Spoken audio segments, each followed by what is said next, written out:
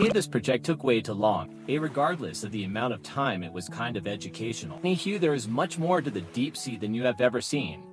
So fasten your seatbelts and let's take a deep dive. There are 5 main zones to the ocean. The epipelagic zone, where there is enough sunlight for algae to use photosynthesis. The mesopelagic zone, also known as the twilight or midbar zone, as sunlight is sparse. The bathypelagic zone, which is inhabited with a large variety of organisms. The abyssopelagic zone, which is often called the abyssal zone. Lastly, the hadopelagic zone, the deepest zone of the entire ocean, the Mariana Trenches. This is a sea bunny. It's my personal favorite because it's absolutely adorable. Despite their cuteness, they are carnivores, and their diet mainly consists of toxic sea sponges, though they have been known to eat other sea slugs, and sea snails too. The way they eat is actually fascinating. They use a special feeding tool known as a radula to cut away at the prey. Here's a diagram for reference, but honestly, it gives me the creeps. To break it down and make it more understandable for many people who don't understand, here are the terms of the diagram.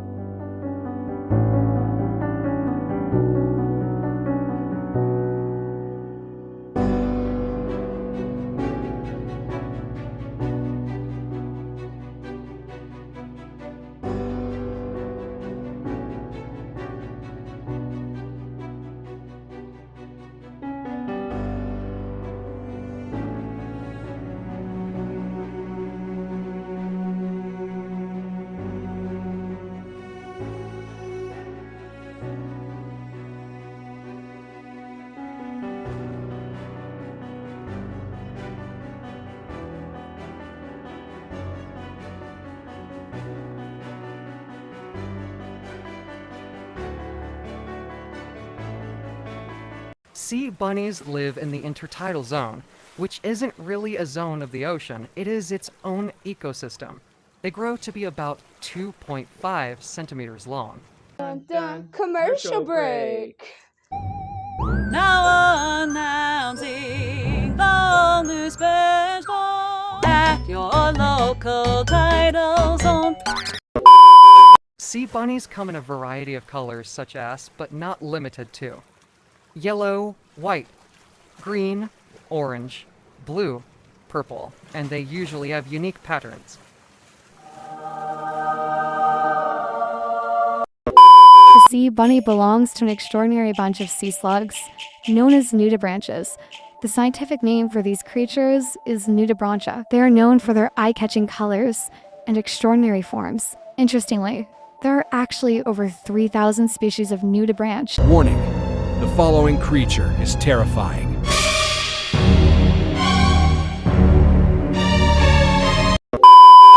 Okay, maybe they're not that scary, but they scare me. This is the longest one to ever be recorded, and for context, it was thought to be at least 150 feet. Normally, they only get to be about 130 feet, which honestly is still really impressive. But the fact they can sting you is a heck no for me, buddy. I don't want to die to a hairy floating piece of thread with a plastic bag. The siphonophore diet mainly consists of small crustaceans, making the giant siphonophore a carnivore. They are known to eat krill, copepods, mistid, and even on rare occasions, small fish. On contact, their stinging cells are known to shoot harpoons of toxin that paralyze their prey and eventually kill it. An interesting fact about the giant siphonophore is that it can grow to be longer than the blue whale, which is more often than not considered the largest creature in the world, though the siphonophore's body is usually no larger than a broomstick. Music break.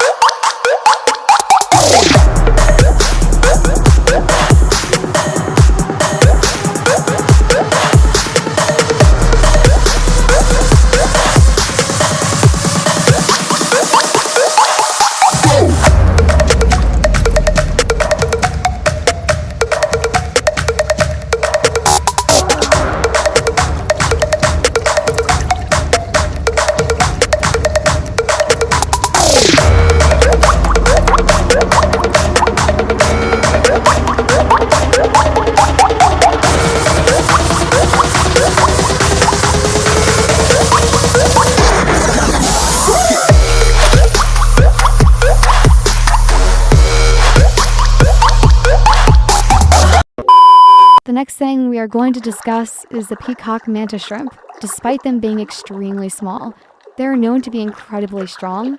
They can swim 50 miles per hour, and they can deliver a punch that is 50 to 116 joules. Surprisingly, they only grow to be about 2 to 7 inches.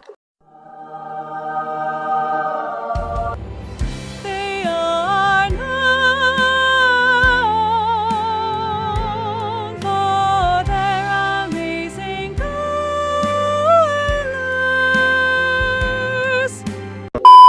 The males use their beautiful colors to dance and attract a mate. Sometimes it works, and sometimes it doesn't. If it is successful, the female will lay eggs. Usually, she lays 2 clutches. The male and the female will each tend to 1 clutch of eggs. However, some female mantis shrimp who lay eggs take care of them alone to protect her babies and keep them from danger. The female will carry them around on her front appendages until they hatch.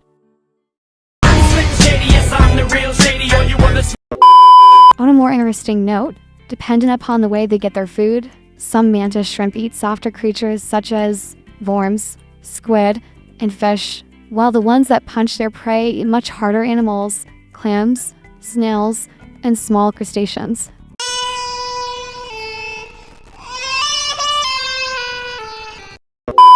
Unfortunately, sometimes the mantis shrimp punch their food so hard they kill it, and then they eat it.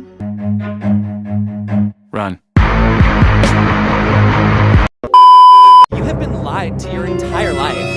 Blobfish underwater actually look like.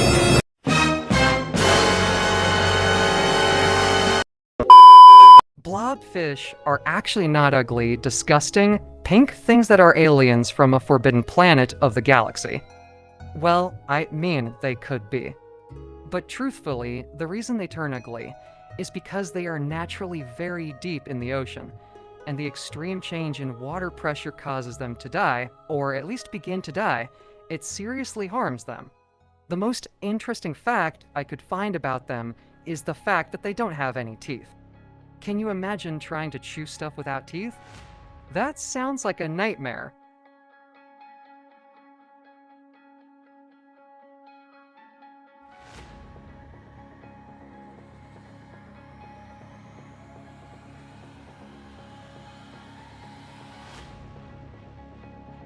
A good bit of information before we continue on our deep dive. Blobfish live in the midnight zone. They do not have bones or muscles. They don't have a swim bladder like most fish. We'll be right back. You ever wanted a siphonophore as a pet? Well, now you can have one. Call 799-1800 to order your very own today for only $24.99. This is a comb jelly.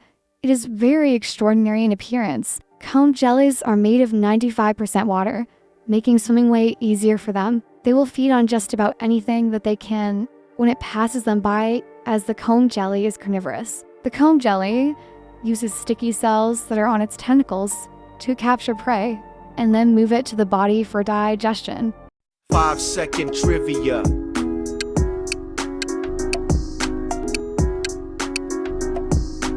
That's right, folks, the comb jelly is not a jellyfish. Instead, it belongs to a species known as Ctenophora. Ctenophora are a lot like jellyfish, but instead of stinging their food, they have sticky tentacles that their prey gets stuck on.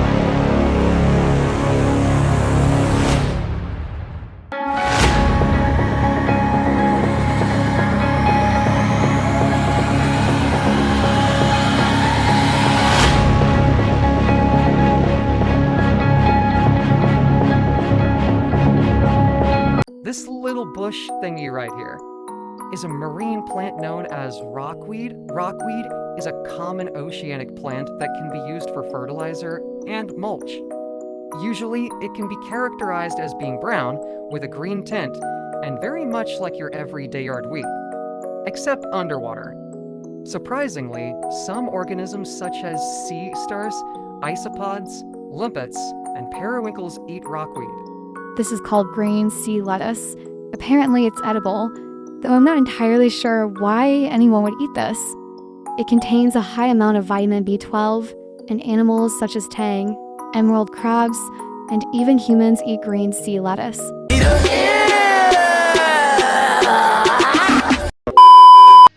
This is sugar kelp. It is also edible like green sea lettuce. Though, personally, I would try this. It tastes savory and sweet. It usually is green or like an orange hue in coloration. It is considered algae.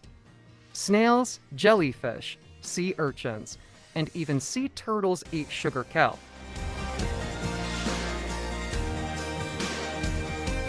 Eyelash seaweed is red in coloration.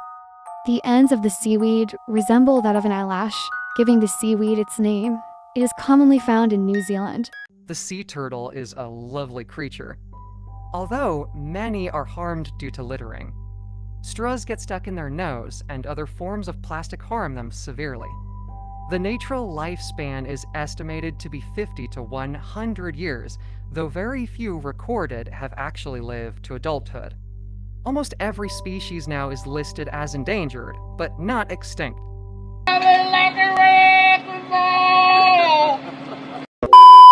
This is a sea urchin. They look like fluffy balls with spikes. Personally, I find them terrifying.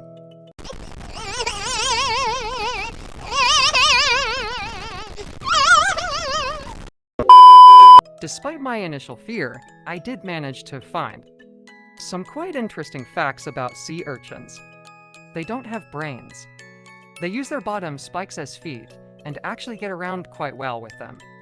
Their diet mainly consists of kelp or algae, though they have been known to eat small, soft organisms. They actually come in a variety of colors. Lastly, the urchin is related to a group of invertebrates known as Echinodermata.